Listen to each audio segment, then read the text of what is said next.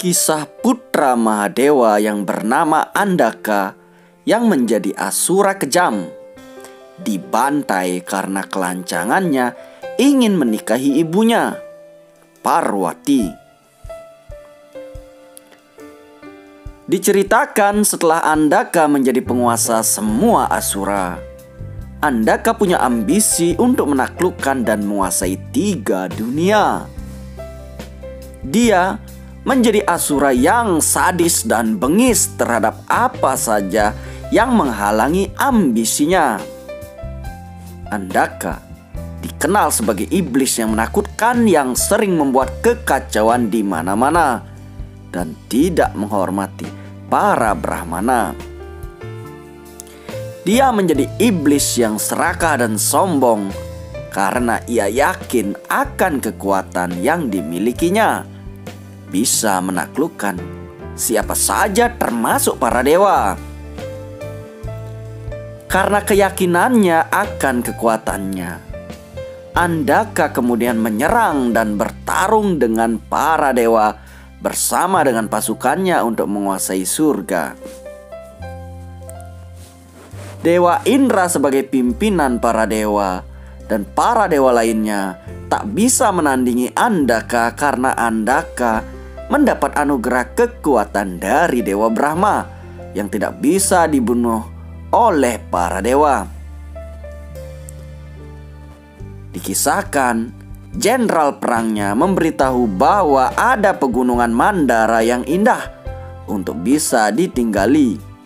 Lalu Andaka berniat untuk mengunjungi gunung Mandara itu. Andaka mengunjungi gunung Mandara dan dia terpesona oleh keindahan gunung itu. Ia lalu memutuskan untuk tinggal di sana dan memerintahkan jenderalnya untuk mencari tempat yang cocok untuk ia tinggali. Kemudian Andaka dan pasukan iblisnya mencari tempat tinggal yang cocok bagi kaumnya di pegunungan Mandara. Dalam pencarian itu, dia melihat sosok wanita yang sangat cantik dan dia mulai jatuh cinta kepada wanita itu.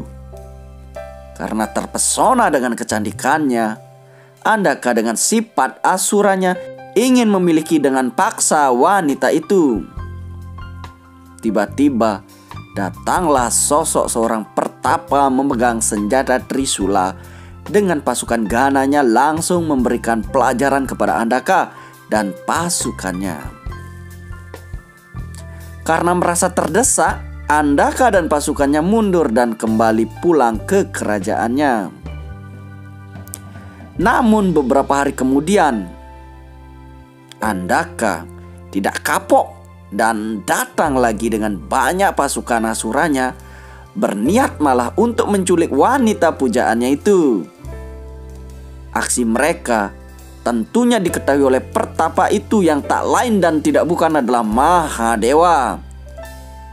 Dan wanita itu yang ingin diculiknya adalah Dewi Parwati. Nah, di sana Dewa Siwa menjelaskan bahwa sebenarnya Andaka adalah anaknya. Akan tetapi Andaka tidak peduli hal itu dan bersikeras ingin menjadikan Parwati sebagai istrinya, walau dengan paksaan dan kekerasan. Selanjutnya terjadi pertempuran besar. Kemarahan Mahadewa menciptakan aspek lain dari Siwa itu sendiri, yaitu Avatar Wirabadra, untuk menghabisi Andaka dan pasukannya. Wirabadra membantai pasukan Andaka dengan kemurkaannya. Namun setiap kali Wirabadra menebas Andaka dengan senjatanya, darah yang bercucuran menetes ke tanah malah menciptakan sosok Andaka baru sehingga menjadi tak terhingga banyaknya. Mengetahui hal itu, Dewi Parwati menunjukkan sosok avatarnya berkat kemarahannya itu dengan menjadi Mahakali yang haus akan darah dan kematian. Pertempuran semakin sengit dan terjadi bertahun-tahun Setiap darah Andaka yang keluar dari tebasan Wirabadra tidak dibiarkan menetes ke tanah oleh Mahakali. Karena cucuran darah Andaka tidak sampai ke tanah, hal ini membuat Andaka tidak bisa lagi menggandakan dirinya sampai dia saja yang tersisa terakhir. Sungguh naas nasib Andaka. Ia ingin bertempur demi tujuan mendapat wanita yang dicintainya, yaitu ibunya Dewi Parwati, malah kematian yang ia alami. Dengan senjata trisulanya, Mahadewa menghabisi Andaka yang perbuatannya sudah melewati batas. Kala itu para dewa sangat senang karena keserakahan dan kesombongan Andaka berakhir di tangan Mahadewa.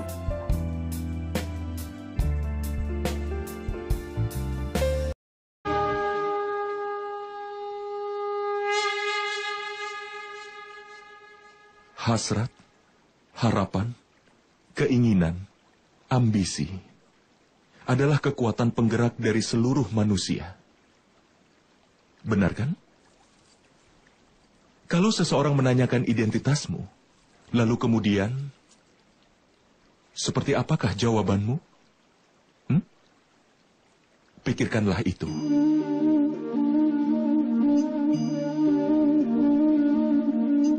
Kau akan segera menyadari bahwa semua keinginanmu akan menentukan hidupmu. Keberhasilan setelah mencapai sesuatu dan kegagalan setelah tidak berhasil mencapai sesuatu menggambarkan identitasmu. Banyak orang menjalani hidupnya dan mereka begitu ingin mencapai banyak hal, tapi hasrat mereka sendiri tidak pernah benar-benar mati.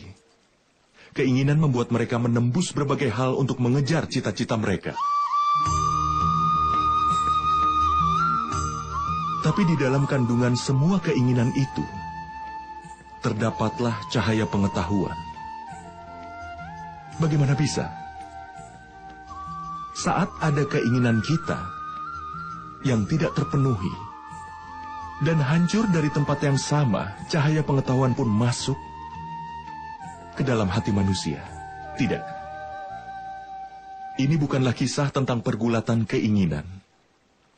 Ini juga bukan kisah dari betapa mengerikannya kelahiran dari setiap ambisi. Ini adalah kisah mengenai pengetahuan yang bangkit dari dalam keinginan.